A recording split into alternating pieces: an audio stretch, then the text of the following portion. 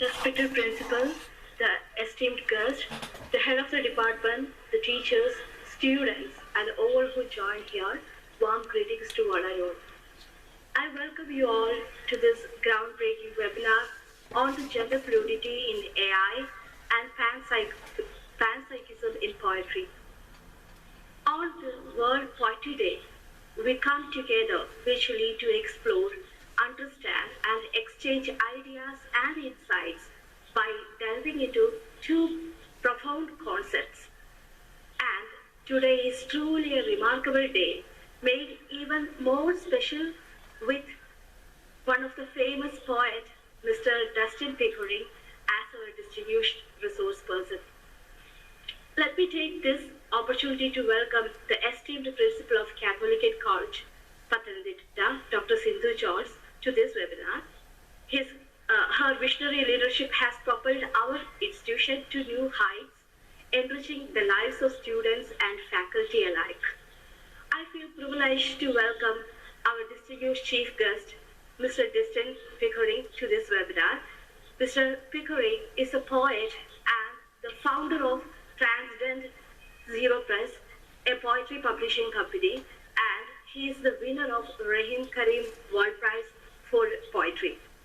With a distinguished career marked by numerous accomplishments and contributions, he brings a wealth of expertise and insights that will undoubtedly enrich our discussions and deepen our understanding of the topic. I express our deepest gratitude to Mr. Pickering for graciously accepting our invitation and for sharing his valuable time and expertise with us today. I extend a hearty welcome to you.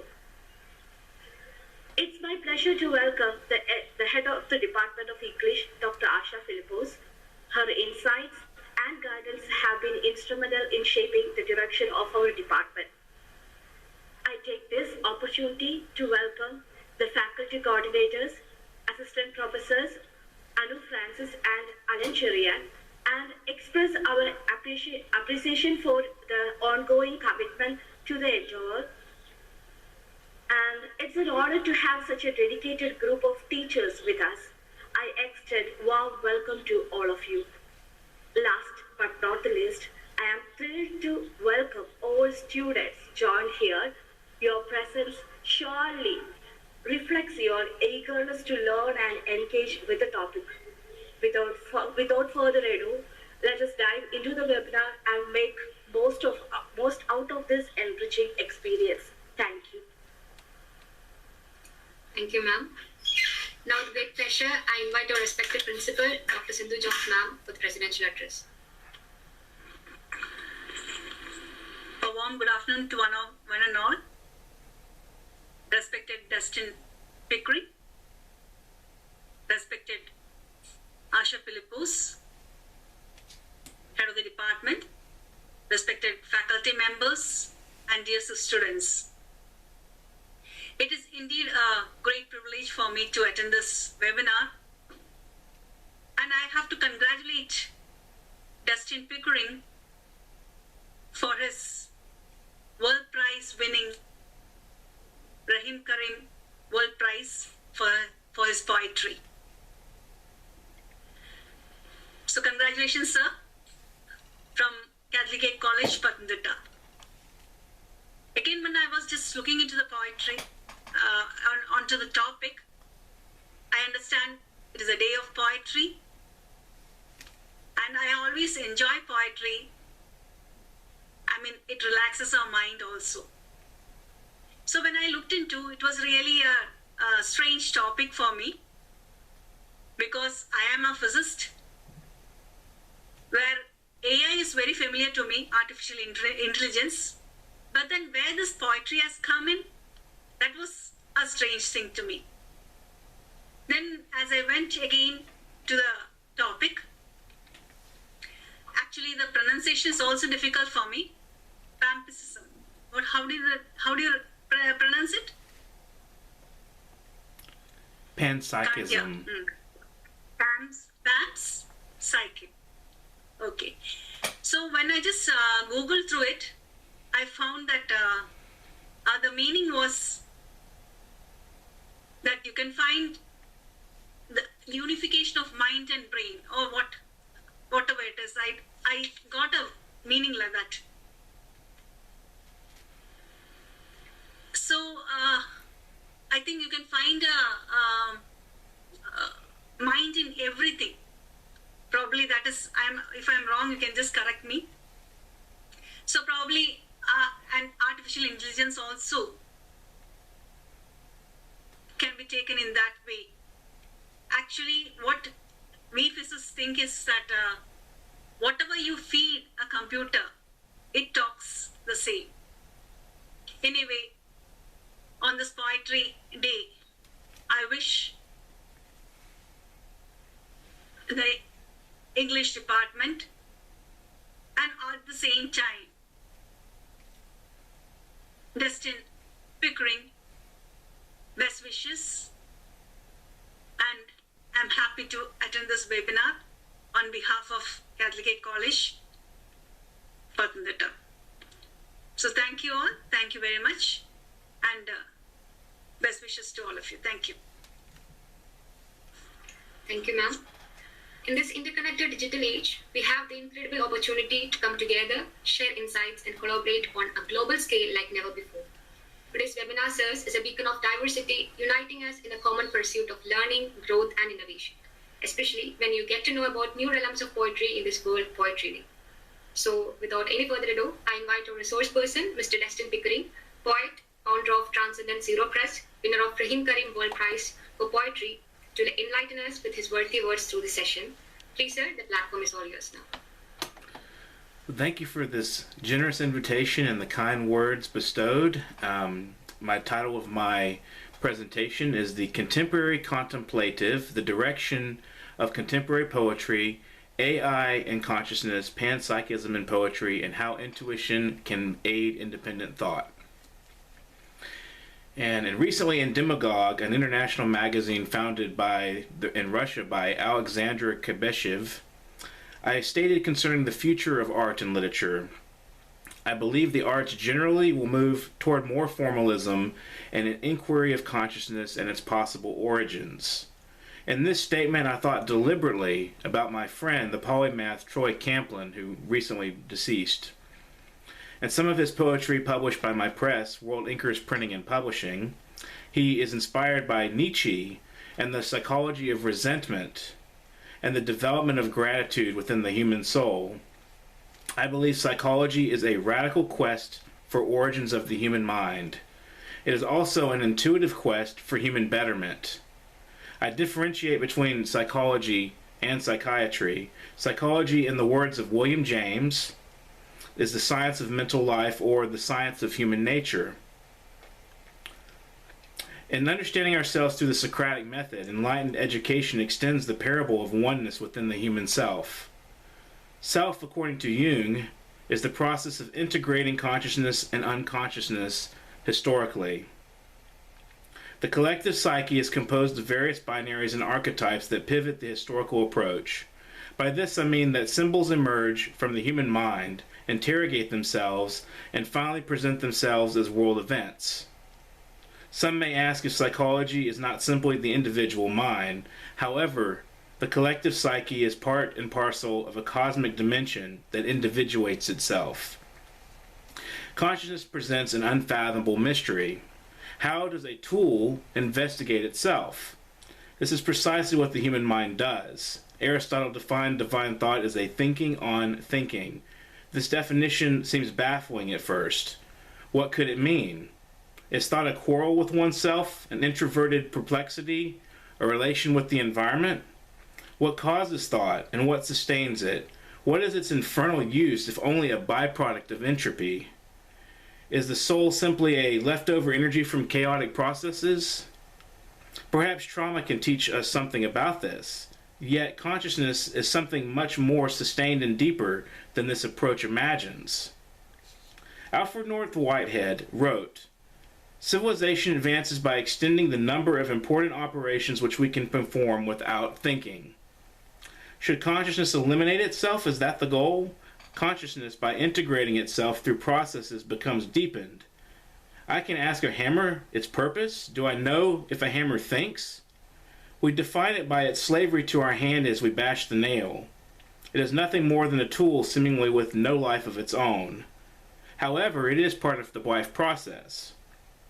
What I aim to express is that all existents are part of the process of self-realization.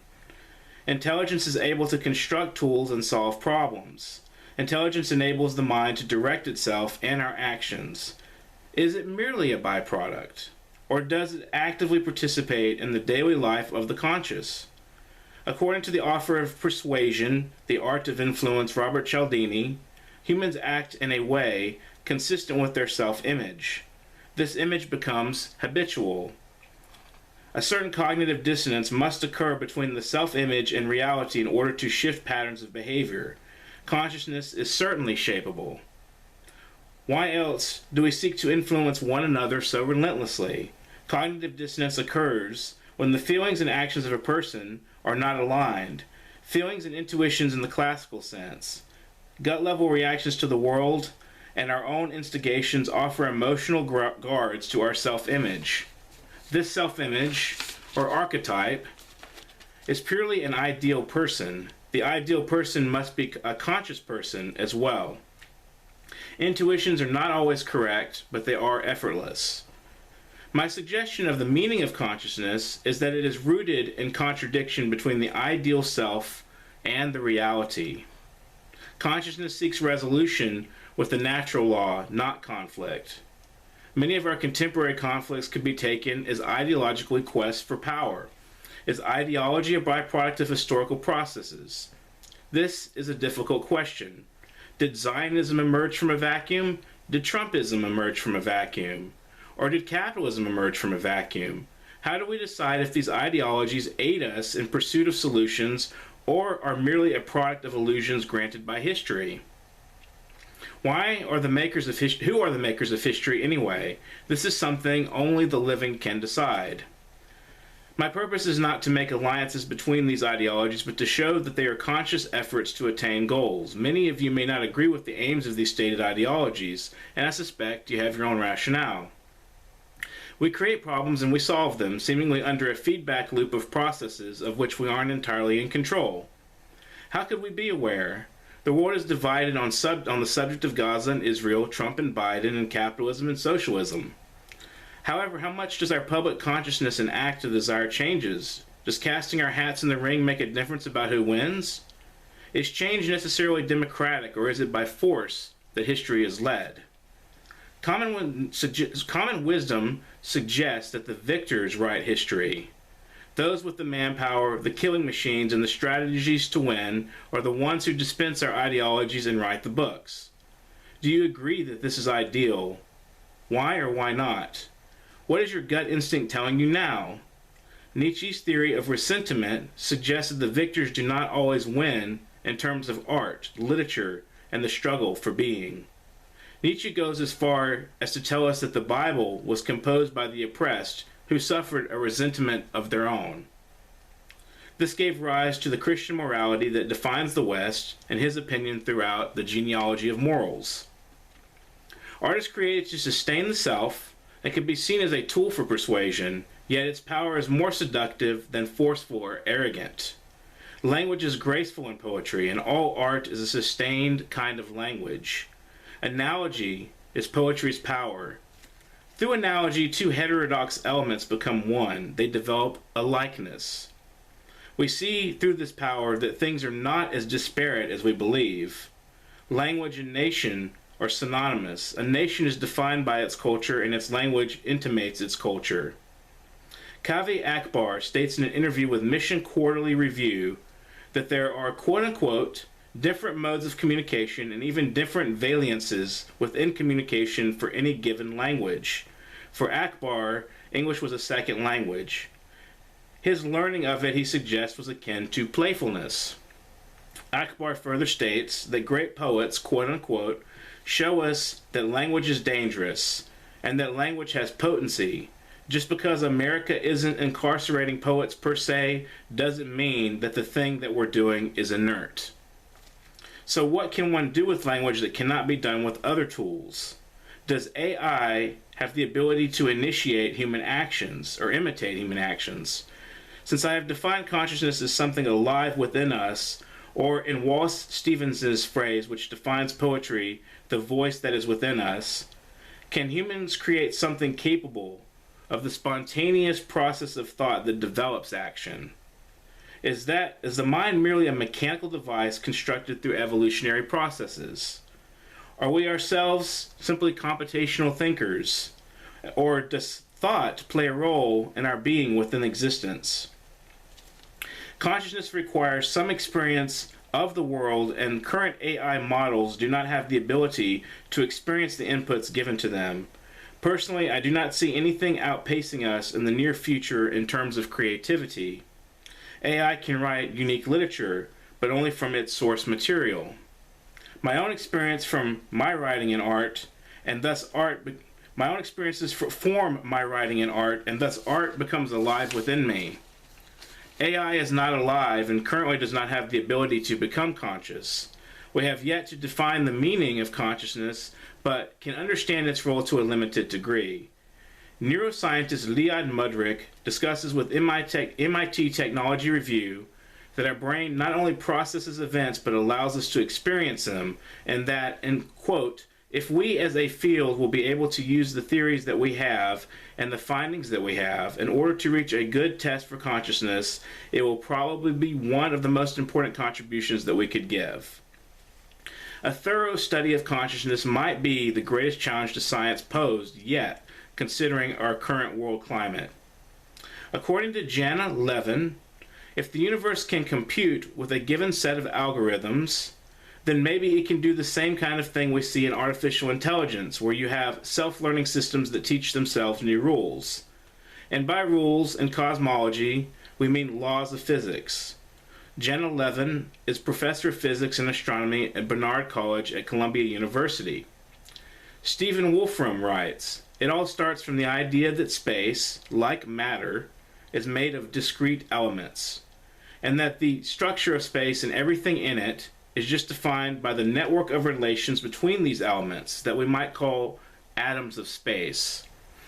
Wolfram further states concerning AI, AIs can in principle go out and explore rule space, but left to their own devices they'll mostly be doing things we humans don't connect with or care about. The goal of intelligence then, according to Wolfram, to have computational ways to represent cities and chemicals and movies and formulas and our knowledge about them. So it is perhaps that consciousness is not what it seems at first. One should work with the mind to develop understanding of what already exists. Considering the trajectory of the sciences, this understanding of the universe from a computational perspective makes a lot of sense. It resolves many unsettled questions.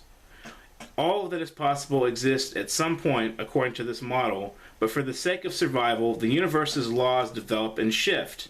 The universe literally bends the laws and uncovers itself through spontaneous interactions.